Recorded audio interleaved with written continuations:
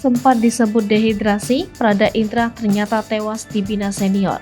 TNI Angkatan Udara memastikan Prada Muhammad Indra Wijaya tewas di Papua akibat dianiaya seniornya bukan karena dehidrasi seperti keterangan sebelumnya yang disampaikan kepada keluarga. Kepala Dinas Penerangan TNI Angkatan Udara Marsma Indan Gilang Fuldansyah mengatakan 4 prajurit TNI AU itu menganiaya Prada Indra untuk pembinaan disiplin.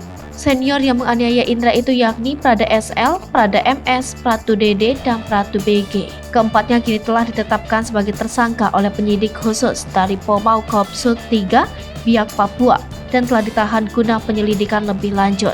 Keempat tersangka dikenakan pasal 338 KUHP tentang pembunuhan dengan ancaman hukuman 15 tahun, junto pasal 351E3 KUHP tentang penganiayaan menyebabkan orang meninggal dengan ancaman hukuman 7 tahun dan junto pasal 131E3 KUHPM tentang pemukulan atasan kepada bawahan dalam dinas sehingga menyebabkan kematian dengan ancaman hukuman 9 tahun.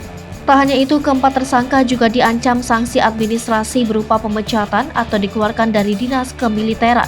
Muhammad Indra Wijaya meninggal setelah sempat dirawat di Rumah Sakit Pangkalan Angkatan Udara Manduha Biak pada Sabtu 19 November. Prada Muhammad Indra Wijaya merupakan tamtama yang bertugas di Sekretariat Makopsut 3 Biak. Komando Operasi Udara 3 awalnya menginformasikan kepada keluarga Prada Indra di Tangerang bahwa Indra meninggal dunia karena dehidrasi berat akibat bermain futsal dalam durasi lama yakni dari pukul 20 hingga 23. Keluarga masih mempercayai keterangan itu sampai akhirnya jenazah Indra tiba di rumah duka Tangerang. Melihat kondisi tubuh Prada Indra yang penuh luka, lebam, dan darah bercucuran, membuat pihak keluarga meragukan penyebab kematian Prada Indra yang disebut karena dehidrasi.